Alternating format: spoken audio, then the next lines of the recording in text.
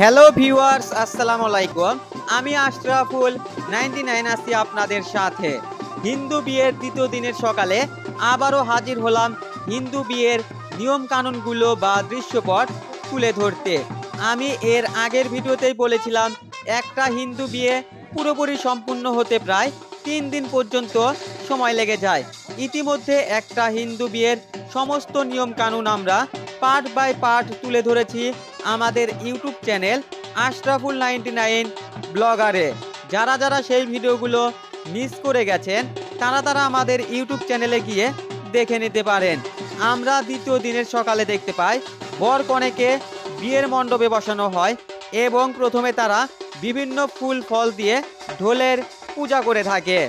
এই পর্বে আমরা দেখতে পাই কুলার উপর চাউল দেওয়া থাকে। প্রথমে সেই চাউলে ভরা কুলা মাথায় নিয়ে ঢোলের পাশে ঘোরা হয়। প্রত্যেকবার প্রতি পাক ঘোরা শেষে সেই কুলার চাউল ঢোলের উপর ছুঁড়ে দেওয়া হয়।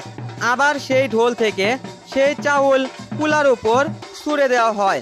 তারপর সেই চাউল উপরে ছুঁড়ে দেওয়ার মধ্যেই 1 সেকেন্ডেরও কম সময়ে কুলা উল্টা করে ধরে সেই চাউল উল্টা কুলার উপর সংগ্রহ করা হয়।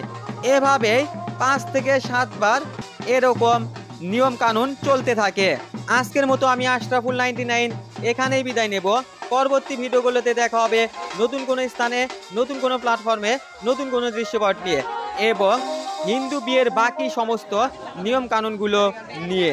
সেগুলো দেখতে চাইলে অবশ্যই আপনাদেরকে চ্যানেলটি সাবস্ক্রাইব করে ভিডিওতে একটা লাইক দিয়ে যেতে হবে। ভিডিওটা কেমন লাগলো আপনাদের কাছে সেটা কমেন্টস করে জানিয়ে দিবেন।